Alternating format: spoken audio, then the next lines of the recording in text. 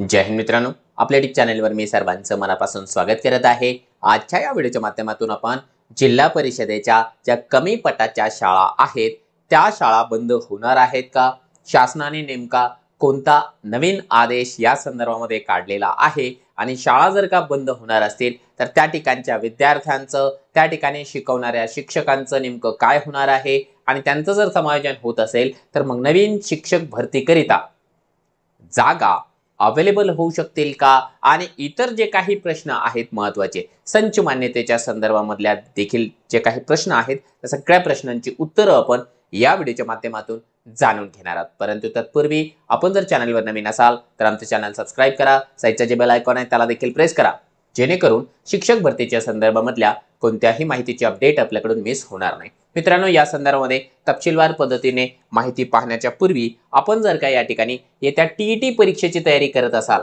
तर तुमच्याकरिता उपलब्ध आहे मिशन टीईटी ऑनलाईन बॅच। या बॅच मध्ये तुम्हाला महा टीईटीचा पेपर 1 असेल किंवा पेपर 2 असेल, दोन्ही करिता जेवढे विषय अवेलेबल असतात ते सगळे विषय जे आहे आपण या ठिकाणी लाईव्ह स्वरूपामध्ये तुम्हाला शिकवत आहोत। पीडीएफच्या स्वरूपामधल्या नोट्स असेल, daily live plus recorded lecture download करून पाहण्याची सुविधा, याच्यासोबतच आणखीन जर का आपण बघितलं तर अनलिमिटेड व्ह्यूज आहेत, टेस्ट सिरीज आहे आणि महाराष्ट्रामधली टॉपची एज्युकेटर्सची टीम तुमच्याकरिता अहोरात्र या ठिकाणी प्रयत्न करत आहे।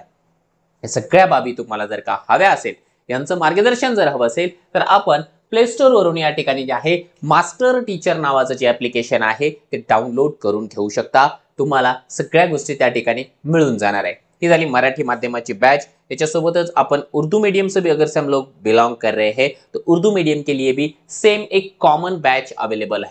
ये बैच के अंदर जितने सब्जेक्ट्स यहाँ पर आप लोगों को जरूरी है तो सारे के सारे सब्जेक्ट्स आप लोगों को मिल जाएंगे। इसमें से मैथमेटिक्स लाइव है, बाकी सारे के सारे जो लेक्चर्स रहेंगे वो रिकॉर्डेड रहेंगे। इसमें भी PDF note, test series, live और रिकॉर्डेड लेक्चर दोनों भी चीजें आप लोगों को मिल जाएंगी।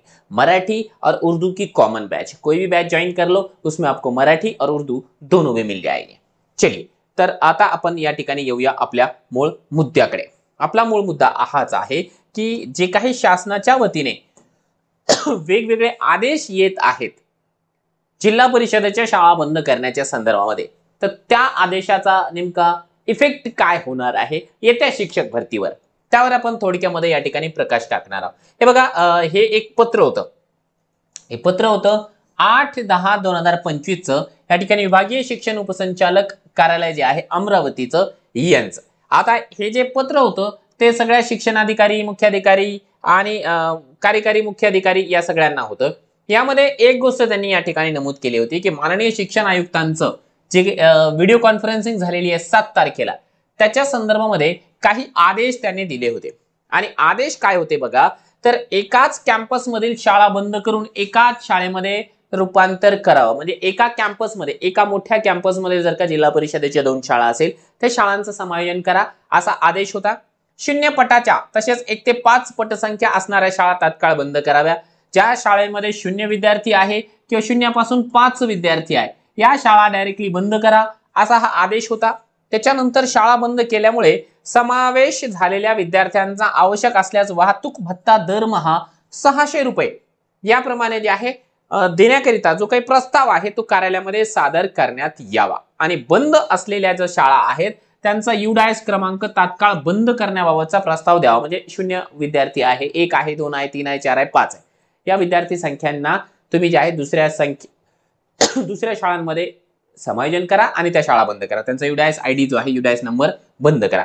आणि दुसरी महत्त्वाची गोष्ट म्हणजे ज्या कन्या शाळा आहे त्या आता या ठिकाणी वेगळ्या स्वरूपामध्ये मंजूर होणार नाहीयेत। कन्या शाळांचं रूपांतरण जनरल शाळांमध्ये करण्यात येत आहे। त्या संदर्भामध्ये हे पत्र होतं। हे पत्र या ठिकाणी निर्गमित झाल्यानंतर महाराष्ट्रभरामध्ये खूप मोठ्या प्रमाणावरती या ठिकाणी जे आहे याच्यावरती प्रतिक्रिया नोंदवल्या गेल्या आणि या प्रतिक्रिया नोंदवल्या गेल्याच्या नंतर त्यामध्ये त्या प्रतिक्रिया नोंदवणाऱ्यामध्ये जे आहे वेगवेगळ्या विद्यार्थी संघटना, शिक्षक संघटना, वेगवेगळ्या ज्या काही सामाजिक संघटना आहेत, वेगवेगळे शिक्षण तज्ञ असेल, या सगळ्यांनी आपल्या आपल्या परीने या ठिकाणी या निर्णयाला विरोध केला। कारण याच्यामुळे जे आहे जिल्हा परिषदेच्या बऱ्याचशा शाळा बंद होणारच होत्या। त्यातल्या त्यात विद्यार्थ्यांचा प्रश्न तर गंभीर होताच, परंतु त्या ठिकाणी काम करणाऱ्या शिक्षकांचं काय हा देखील एक महत्त्वाचा मुद्दा या ठिकाणी होता आणि त्याचमुळे जे आहे शिक्षण आयुक्त कार्यालयाच्या वतीने शिक्षण आयुक्त महोदयांनी स्वतःहून या संदर्भामध्ये जे आहे ऍक्शन घेतली आणि ऍक्शन घेतल्याच्या नंतर कारण त्यांना सगळा जो काही रोष आहे तो दिसून आला आणि अगदी एका दिवसानंतर हे बघा हे 9 तारखेला तो पत्र होतं 8 तारखेचं 9 तारखेला नवीन पत्र या ठिकाणी निर्गमित करावं लागलं विभागीय शिक्षण उपसंचालक कार्यालय अमरावती यांनाच सेम पत्र आहे पत्राची भाषा थोडीशी या ठिकाणी बदललेली आहे काय सांगितलं बघा 0 पटाच्या तसेच 1 ते 5 पटसंख्यांच्या शाळा तसेच सहशिक्षणाच्या शाळांच्या बाबतीमध्ये काही निर्णय त्यांनी सांगितले बघा आता याच्यामध्ये काय सांगितलं त्याने थोडंसं याच्यामध्ये बदल केला शब्दांमध्ये फेरफार केला पहिला पॉइंट घेतलाय एकाच कॅम्पस मधील एकापेक्षा जास्त शाळा असल्यास त्यांचे रूपांतरण एकाच शाळेत करावे हा मुद्दा त्याने जशाल तसा ठेवला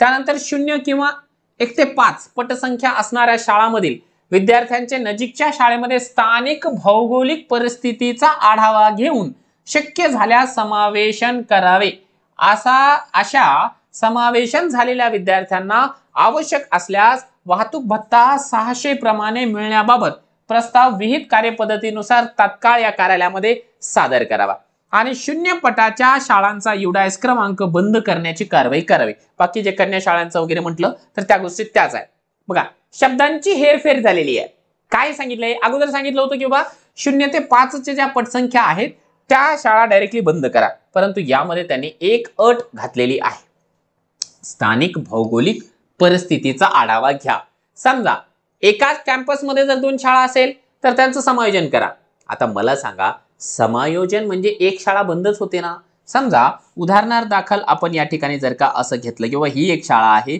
आणि ही एक शाळा आहे ठीक आहे या 2 शाळा एकाच कॅम्पसमध्ये आहे आता याचं समायोजन करा याला जे आहे याच्यामध्ये मर्ज करा ठीक आहे याला तुम्ही मर्ज केली परंतु ही शाळा कुठे गेली ही शाळा बंद पडली ना म्हणजे तुम्ही काय केलेलं आहे की फक्त शब्द बदललेला आहे परंतु शाळा तर बंद होणारच आहे मग अशा परिस्थितीमध्ये एकाच कॅम्पस मधल्या 2 शाळा बंद करा परंतु एक गोष्ट थोडीशी चांगली ही घडलेली आहे की जर भौगोलिक परिस्थितीमध्ये समजा एका गावामध्ये एकच शाळा आहे त्या ठिकाणी 5 विद्यार्थी आहे तर अशा शाळा बंद करता येणार नाहीत कारण भौगोलिक परिस्थिती अशी आहे की त्या विद्यार्थ्यांना उदाहरणार्थ आता पहिलीचा विद्यार्थी आहे पहिलीचा विद्यार्थी हा 5.5 वर्षाचा राहतो 6 वर्षाचा राहतो 6 वर्षाचा विद्यार्थी जर का बाजूला 10-15 किलोमीटरच्या अंतरावर जर शाळा असेल त्या ठिकाणी जाऊ शकणार नाही अशा परिस्थितीमध्ये ही शाळा बंद करणं कदापि शक्य नाही हा एक चांगला निर्णय म्हणजे व्यवस्थितपैकी त्यांनी जे आहे थोडंसं विचार केला जो काही सोशल मीडियाच्या माध्यमातून आणि ग्राउंड लेवलला देखील जो काही विरोध झाला होता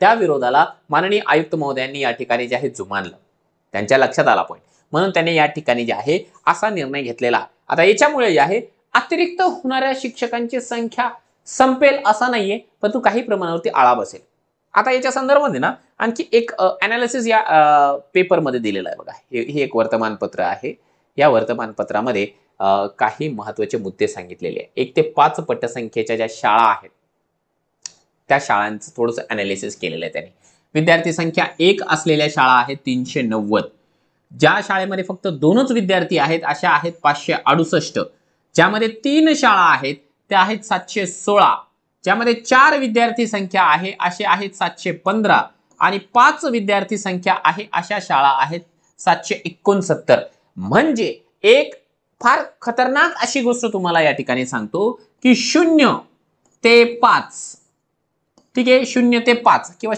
0 नका घेऊ आपण घेऊया या ठिकाणी 1 ते 5 ज्या शाळांमध्ये कमीत कमी 1 आणि जास्तीत जास्त 5 विद्यार्थी संख्या आहे अशा एकूण शाळा आहेत 3158 एवढ्या शाळा आहेत 3158 3000 शाळा आपण गृहीत धरूया आता आपण साधारणपणाने समजून चालूया की या शाळा एक शिक्षकी आहेत मग एक शिक्षकी जर का शाळा असतील तर मग या 3000 शिक्षकांचं काय होणार आहे जर शाळांचं समायोजन झालं तर त्यांना दुसऱ्या शाळेत जावं लागेल आणि यदा कदाचित त्या शाळांमध्ये जर का जागा रिक्त असेल ती जागा भरल्या गेली आहे मग पुढच्या शिक्षक भरतीला जागा येऊ शकतील का महत्वाचा प्रश्न आहे ना महत्वाचा प्रश्न आहे हा एक फार गंभीर प्रश्न या ठिकाणी होता आता असं वाटत आहे की याच्यापैकी जे आहे मॅक्झिमम शाळा ज्या आहेत जैसे थेर आहे कारण बऱ्याच शाळा या वाडी वस्ती तांड्यावरच्या शाळा आहेत ज्यांना की इकडे तिकडे जे आहे समायोजन करणं फार जास्त जिकिरीचं काम आहे कठीण काम आहे शासनानं हा एक चांगला निर्णय घेतलेला आहे. शासनानं नाही, परंतु प्रशासनाने हा निर्णय घेतलेला आहे. आता बघा एक शिक्षण आयुक्त जे आहेत आपले SP सिंग, त्यांचं हे स्टेटमेंट बऱ्यापैकी आपल्याला समाधान देणारं आहे की शिक्षणाचा अधिकार सर्व बालकांचा आहे. कमी पटसंख्येच्या शाळा बंद करणे असा शासनाचा उद्देश नाही. अमरावती विभागाच्या संबंधित अधिकाऱ्यांना विचारणा केली आहे. त्यांच्याकडून ती चूक झाली होती. आता नवीन आदेशपत्र जारी होत आहे. सचिंद्र प्रताप सिंग यांनी हे पत्र या ठिकाणी स्टेटमेंट केलेलं आहे किंवा या पद्धतीने आमचा कोणताही मानस नाहीये. जो काही निर्णय घेण्यात आलेला आहे तो थोडासा गैरसमजुतीमुळे पत्र निर्गमित झालेला आहे, तसं व्हायला नकोय. हा झाला एक मुद्दा समायोजनाच्या संदर्भातला. परंतु आपल्या शिक्षक भरतीच्या संदर्भामध्ये एक यक्ष प्रश्न अजूनही या ठिकाणी अनुत्तरित राहिलेला आहे आणि तो प्रश्न काय आहे? संच मान्यतेच्या संदर्भामध्ये. आता बऱ्याच जणांनी मला पर्सनली आहे व्हॉट्सअपच्या किंवा इतर सोशल मीडियाच्या प्लॅटफॉर्मच्या माध्यमातून या ठिकाणी विचारणा केली की सर तुम्ही सांगितलं होतं की 30 सप्टेंबरची जे काही संच मान्यता आहे ती फायनल झाल्यानंतर एक्झॅक्टली जे काही वॅकन्सी आहे त्याचा आकडा आपल्याला कळेल. हा बघा, एक गोष्ट तुम्हाला आणखी या ठिकाणी सांगायचे राहून गेलेलं आहे. बघा, आपल्याला जर वाटत असेल की या पद्धतीने जर का समूह शाळा किंवा समायोजन यामुळे आपल्या शिक्षक भरतीचा या ठिकाणी नुकसान होत असेल तर मग आपण काय करू शकता? या ठिकाणी बघा, युवा शैक्षणिक व सामाजिक न्याय संघटना महाराष्ट्राचे जे की आमचे मित्र आहेत संदीप कांबळे सर, त्यांची संघटना आहे. त्यांच्या वतीने एक या ठिकाणी जे आहे अशा प्रकारचं निवेदन आहे.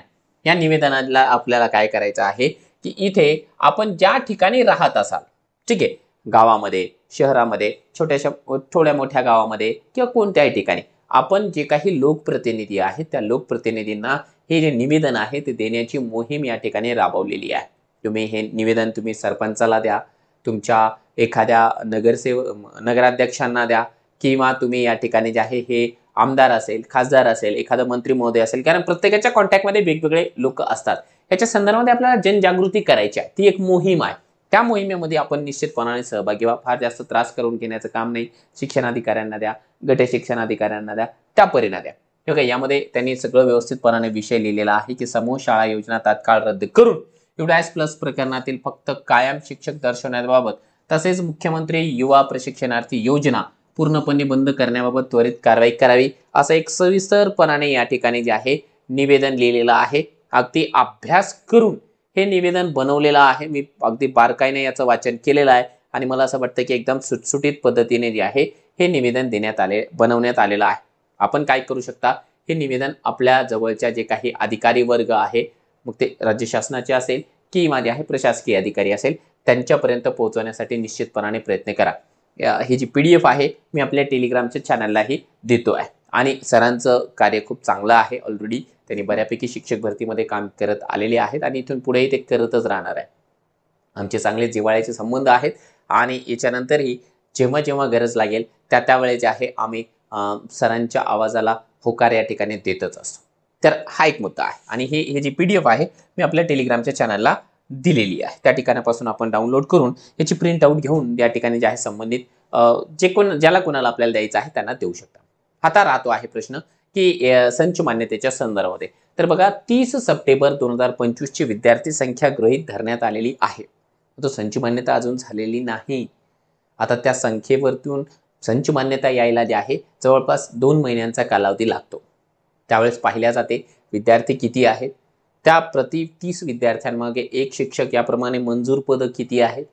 मग मंजूर पदं समजल्याच्या नंतर एकूण कार्यरत पदं आपल्याकडे किती आहे आणि मंजूर पदांमधून कार्यरत पदे जर का आपण मायनस केली तर आपल्याकडे प्युअरली वॅकंट पोस्ट किती आहे, रिक्त पदं किती आहेत, ती कोणत्या वर्गाची आहेत, कोणत्या माध्यमाची आहेत ते समजून येतं. आणि ते समजल्याच्या नंतर आपल्याला काम करावं लागतं या ठिकाणी रोस्टरचं, ठीक आहे, बिंदू नामावलीचं. आणि बिंदू नामावली कंप्लीट झाल्याच्या नंतर मग आपण जे आहे पवित्र पोर्टलला ती जाहिरात पाहू शकतो. म्हणजे या संदर्भामध्ये अजून बरेचसे टप्पे आपले होणे बाकी आहे. तर ही संपूर्ण परिस्थिती आहे.